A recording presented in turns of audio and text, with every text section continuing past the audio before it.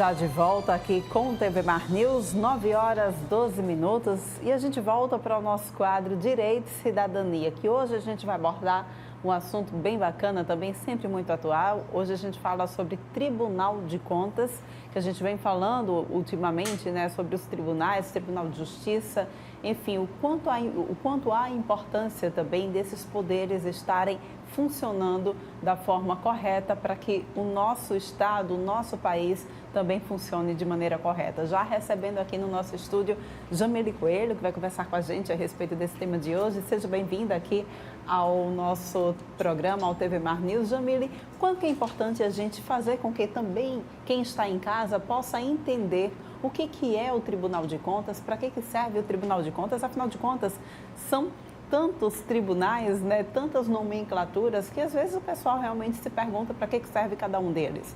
Então, explica para a gente. Pronto. Bom dia, Porlane, bom dia a todos e a todas. Apesar de ter o nome tribunal, esses tribunais não estão vinculados ao Poder Judiciário. Eles foram criados um pouco antes da Constituição, mas eles tinham outros nomes, eram tribunais do Tesouro. E hoje a gente tem os tribunais de contas, tal como acontece no Poder Judiciário, o nível estadual e o nível federal, a gente também tem os tribunais de contas de nível estadual e de nível federal. Em alguns municípios, inclusive, nós não temos em Maceió, nós temos o Tribunal de Contas do município, mas é em menos proporção, não é uma obrigação. Então, os municípios maiores, ele tem o Tribunal de Contas dos municípios, os menores não têm. Maceió, por exemplo, como eu disse, não tem.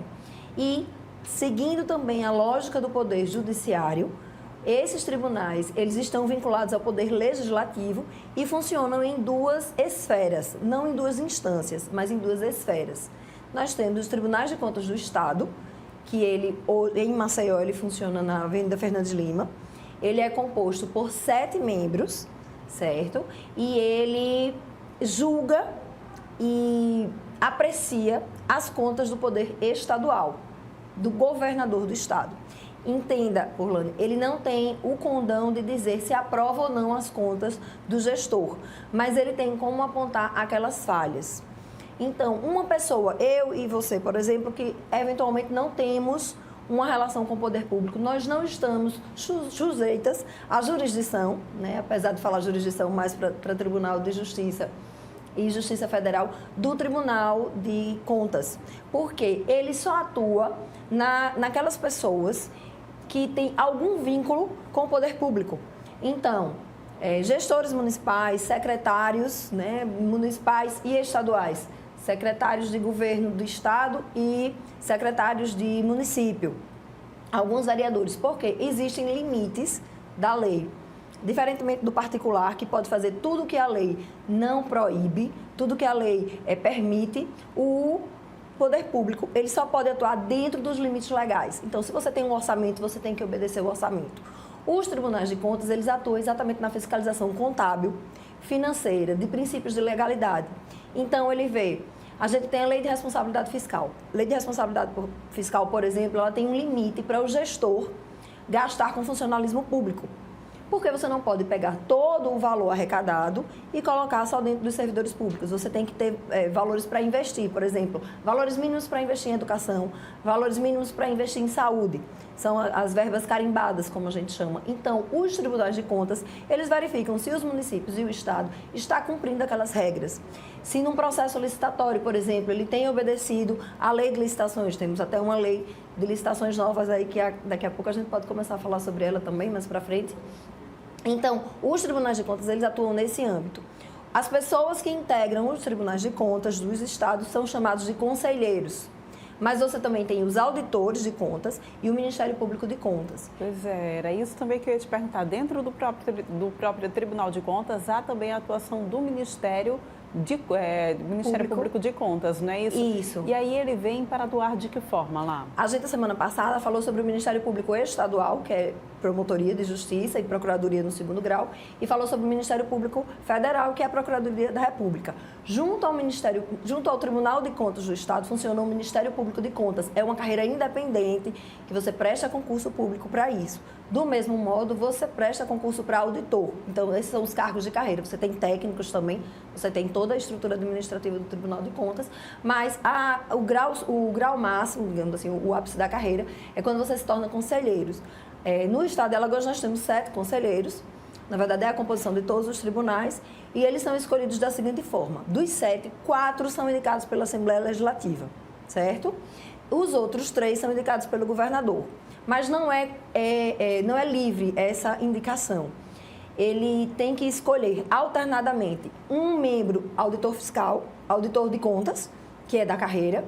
Em outra vaga, ele tem que escolher uma pessoa do Ministério Público de Contas, e a outra vaga é livre. Isso vai se alternando, tanto que às vezes a gente tem até a briga de quem é o dono da vaga dessa vez. É da Assembleia? É do governo? Se é do governo, é dentro de qual percentual, né? Dentro de qual vaga? Se é de livre escolha, se é Ministério Público de Contas ou se é auditor de contas. E aí, isso aqui é no âmbito do Estado. No âmbito da União Federal, todo mundo conhece o famoso TCU, que é o Tribunal de Contas da União.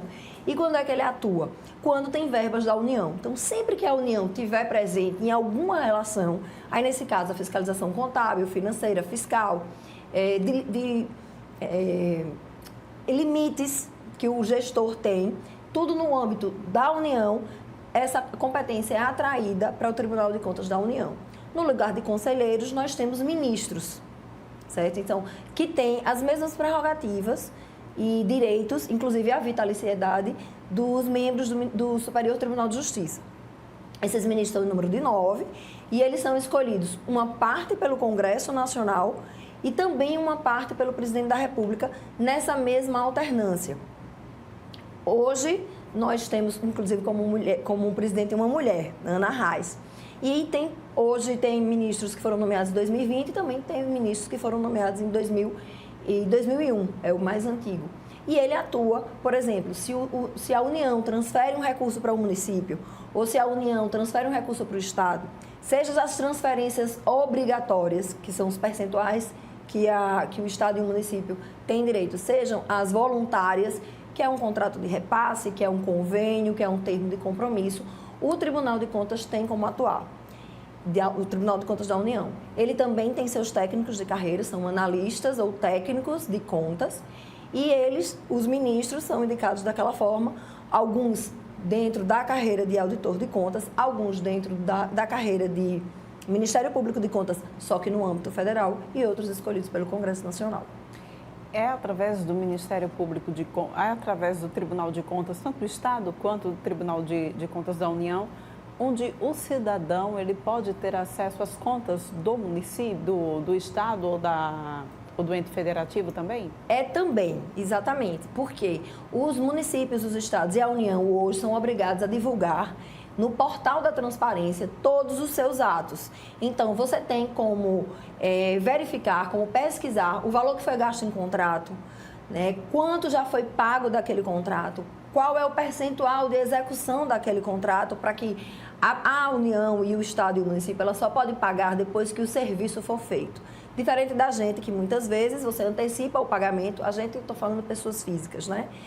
Ou pessoas jurídicas da iniciativa privada, que você muitas vezes pode pagar antecipado para receber o produto.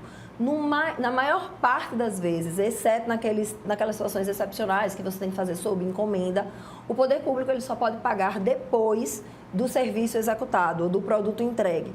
É uma situação bem diferente, bem peculiar, onde o Estado, aí entendendo como município e União, tem esse privilégio de só pagar depois. Então, no portal da transparência você pode verificar isso, você pode verificar inclusive salários de servidores, porque a gente tem que entender sempre que quem está prestando um serviço público, o nome já disse, é público e tem que ter transparência, né? O servidor público, em todas as esferas, do presidente da República aos serviços gerais, ele precisa estar ali, o valor precisa ser conhecido de todo mundo, porque é pago com o serviço público. E os tribunais de contas, eles fiscalizam, eles têm obrigação também de abrir para o público, quem tiver interesse, com base na lei do acesso à informação, exceto no caso que alguns casos são segredo de justiça, ou segredo, corre em sigilo, né? Até para não prejudicar a concorrência, não é segredo de justiça, corre em sigilo, para não prejudicar alguma eventual concorrência, enfim, de produtos no mercado ou de serviços.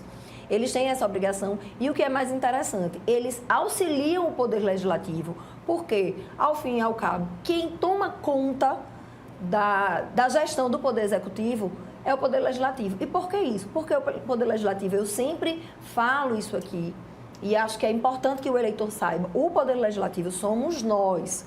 A gente já falou isso aqui mais de uma vez, o eleitor tem que tomar para si a responsabilidade na escolha dos seus candidatos, na escolha dos parlamentares, aí como vereador, como Assembleia Legislativa ou como Congresso. Já que não se pode consultar todas as pessoas de um município, de um estado ou da União, todas as vezes que se for tomar uma decisão, a gente confere um mandato, a gente confere uma procuração para que aquela pessoa fale em nosso nome. Então, o Poder Legislativo é, ao final, a representação da sociedade, né? Eu sempre digo, este Congresso não me identifica, esse Congresso não me representa, essa Assembleia não me representa. Representa. Fomos nós quem colocamos lá, através do voto direto, a cada 4 anos. Né? Um dos pilares da democracia, é muito importante que a gente bata nesta tecla. Eleição é uma coisa importante e a gente tem que lutar para que ela ocorra dentro da maior normalidade possível. Então, é o Legislativo quem toma conta do Poder Executivo, que é o gestor que toma aquelas decisões.